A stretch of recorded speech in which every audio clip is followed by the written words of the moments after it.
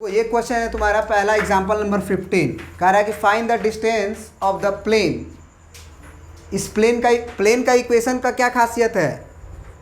Plane का equation पहचानने सीखो पहले, क्योंकि अब एग्जाम में आएगा ना तो डायरेक्ट क्लिक करना चाहिए कि कैसे दिया रहेगा तो प्लेन का इक्वेशन है।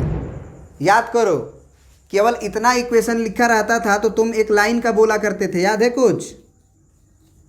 अगर इज इक्वल टू वन इतना ही लिख के इज इक्वल टू -6 कर दें तो ये एक 2D में 2 डायमेंशन में हमारा क्या होता था? स्ट्रेट लाइन का इक्वेशन होता था। तो इसी स्ट्रेट लाइन में अगर हम एक ठो और चीज़ जेड वाला कोऑर्डिनेट को जोड़ देते हैं तो वो क्या बन जाता है? लाइन नहीं बल्कि एक प्लेन का इक्वेशन। और एक प्लेन के इक्वेशन में याद रखना, जो एक्स का कोफिशिएंट होता है, वाई का कोफिशिएंट होता है, वो जेड का कोफिशिएंट होता है, वो उसके नॉर्मल वेक्टर्स होते हैं। प्लेन का डायरेक्शन रेशियोज नहीं होता है वो, बल्कि प्लेन के नॉर्मल का डायरेक्शन रेशियो होता है। याद रहेगा? क्योंकि अभी अभी हम लोग पढ़ के आए हैं, उसमें हम लोग पढ़े थे कि LX + MY + NZ = D equation होता था प्लेन का, जिसमें x का जो कोफिशिएंट है, y का जो कोफिशिएंट है और z का कोफिशिएंट है LMN, वो प्लेन का डायरेक्शन रेशियो होता था कि प्लेन के नॉर्मल का डायरेक्शन रेशियो माने कोसाइन होता था। कोसाइन प्लेन का होता था कि प्लेन के नॉर्मल का?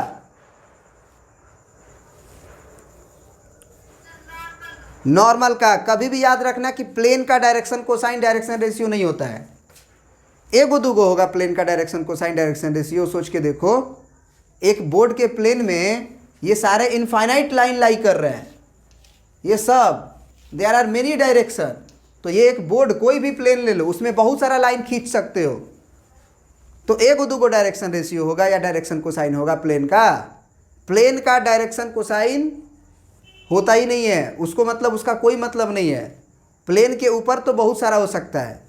प्लेन के परपेंडिकुलर 2 डायरेक्शन कोसाइन होता है, 2 नहीं, एक्चुअली उसको 1 ही बोलोगे।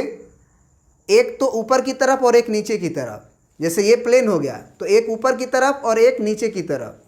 तो हमको तो पता ही है कि एक लाइन जो होता है उसका डायरेक्शन कोसाइन 2 गो होता है, एक LMN और एक -L-M-N, क्योंकि ऊपर भी डायरेक्शन हो सकता है और नीचे भी डायरेक्शन हो सकता है।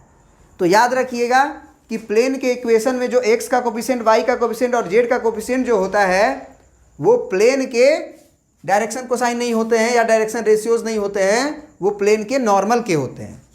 तो अब जरा बताइए कि ओरिजिन से परपेंडिकुलर डिस्टेंस कब बोला करते थे? जब x में, y में, z में डायरेक्शन कोसाइन से मल्टीप्लाई हुआ रहता था, तब जो है माने आर्चिस को ओरिजिन से डिस्टेंस बोला जाता था कि डायरेक्शन रेशियोज से?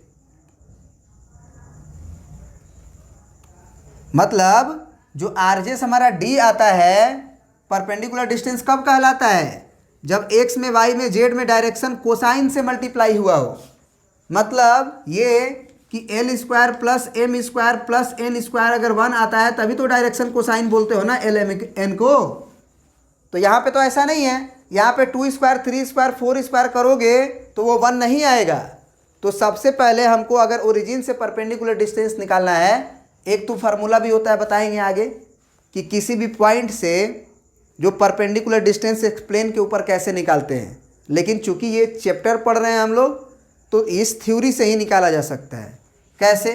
देखो, सबसे पहले आरएचएस को तो पॉजिटिव बनाओ, क्योंकि कभी भी परपेंडिकुलर डिस्टेंस नेगेटिव नहीं होता है। तो उसके लिए दोनों तरफ माइनस से गुना कर दो, तो -2x + 3y - 4z = 6। उसके बाद भी इसे परपेंडिकुलर डिस्टेंस तब तक नहीं कहेंगे जब तक इसका स्क्वायर तीनों का जोड़ के 1 ना आए। तो उसके लिए हमको डिवाइड करना पड़ेगा दोनों तरफ। किस चीज से?